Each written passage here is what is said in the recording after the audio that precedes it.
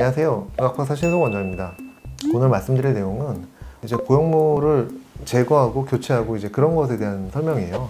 그리고 피막을 제거하는 것, 또 장액이 많이 보여 있어서 그거 제거하시는 분들, 그런 분들에 대한 설명인데요. 이거는 2021년 3월 8일에 저희 병원 블로그에 올린 그 내용을 좀 기초로 해서 말씀드리겠습니다. 이게 다 부분마취라고요. 부분마취로 이제 보형물을 교체하고 제거하고 이런 병원은 뭐 제가 알기로는 저희밖에 없는 걸로 알고 있어요. 왜냐면 이게 다른 병원에서도 물론 하실 수 있는데 저희가 그래도 압도적으로 좀 많이 했죠. 굉장히 많이 했죠. 뭐 몇천 건을 했으니까. 그리고 보형물 파손이 걱정을 많이 하시는데 다들 보형물 파손이 쉽지가 않아요. 네, 정말 쉽지가 않아요.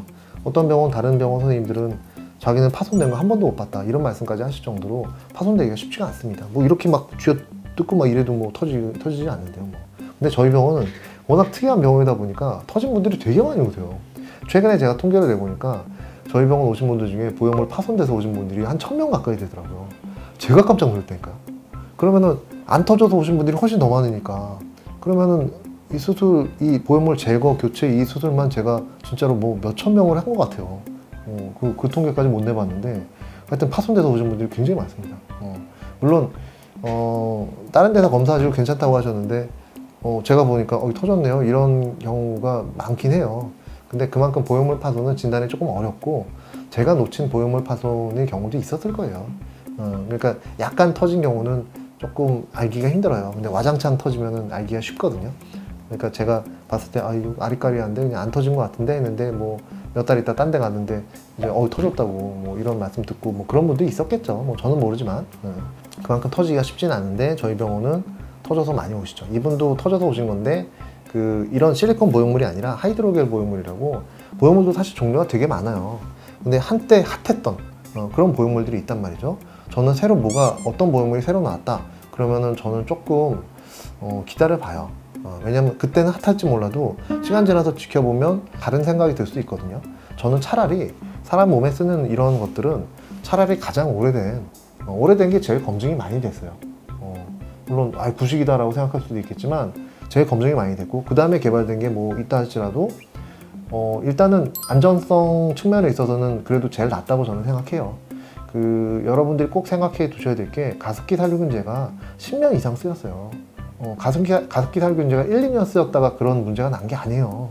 10년 이상 쓰였어요. 가습기 살균제가 굉장히 우리나라의 큰 고통이었고 슬픔이었잖아요. 근데 그 10몇 년을 쓰다가 이런 문제가 나중에 발견된 거라서 제가 맨날 얘기하지만 소나타도 처음에 나오면 리콜 될까봐 저는 한두 달 기다리잖아요.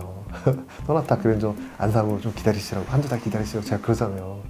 뭐 너무 걱정하는 말일지 몰라도 사람 몸에 쓰이는 것들은 더욱더 조심해야 된다고 저는 생각합니다. 저는 겁이 많아요. 아무리 겁을 많이 내도 부족해요. 사람 몸에 쓰는 건 그래요. 조심해야 돼요. 정말 조심해야 돼요. 다 좋다고 얘기해도 글쎄 정말 좋을까? 항상 의심을 해요. 그래서 정말 조심합니다. 아무튼 그렇고 이제 이분 같은 경우는 막 이제 처음에 초음파를 봤죠. 초음파를 봐서 피막이 두꺼워져 있구나. 피막 두께를 재봐요. 초음파로도 피막 두께가 재집니다. 저도 뭐 어디서 배운 게 아니라 강남역에 있다 보니까 환자분들이 자꾸 오셔서 피막을 보다 보니까 그러니까 초음파를 보고 수술하고 초음파를 보고 수술하고 계속 그러잖아요. 그러니까 저게 피막이었구나. 저게 피막 두께였구나. 이렇게 구형축 심한 분들은 피막이 초음파상에서 이렇게 보이는구나. 제가 대학병원에서 암 수술하고 이럴 때는 몰랐어요. 근데 이제 개원하고서 강남역에 있으니까 이런 분들이 자꾸 오셔서 저도 환자를 통해서 배웠죠. 그래서 뭐 유방에 종양이 있다 이런 것도 확인하고 수술할 때 이제 보형물이 두꺼운 피막에 둘러싸여 있구나 이제 이런 걸 확인하고 열어가지고 부분마취로 이제 저희가 수술합니다. 저희는 보형물 제거나 교체를 부분마취로 대부분 수술을 하는데요. 그만큼 수술을 좀 간단하게 해서 그래요. 근데 만약에 수술 범위가 좀 넓다, 마취를 좀 많이 해야 될 것 같다 그러면 마취제 자체가 좀 통증이 있을 수가 있어요. 부분마취제 자체가. 그럴 때는 전신 마취를 하자고 가끔 말씀드려요. 근데 웬만하면 그냥 부분 마취로 해도 그냥 좀 따끔해요 그 정도지 막 이렇게 막 되게 힘들어 하시고 그런 분은 많진 않아요. 어쩌다 있긴 해요.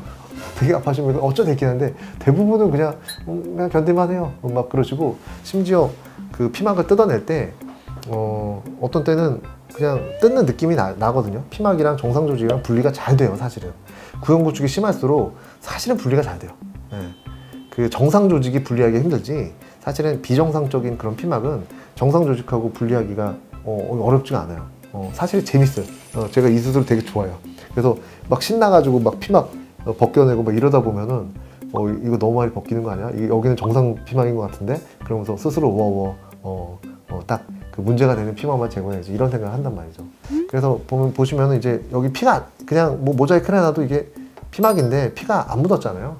그렇게 싹 발라냅니다. 그게 재밌어요. 저는 수술 자체를 조금 좋아해요. 조금 좋아하고 밤에 자기 전에 그런 생각이 들어요. 막 피막을 이렇게 싹 발라내고 이런 상상을 막 하면서 자요. 되게 재밌어요. 물론 피막 제가 어려워요. 어려운데 그래도 잘하면 재밌어요. 그리고 바닥 뜯어내는 것도 때로는 위험한 때도 있는 건 맞아요.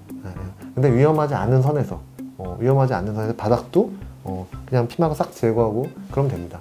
때로는 바닥을 제거할 때 마취도 안 하고 그냥 쓱 잡아 뜯으면 환자분들이 느낌은 나는데 그냥 견딜만 하다고 그런 말씀 하시는 분들도 꽤 있어요.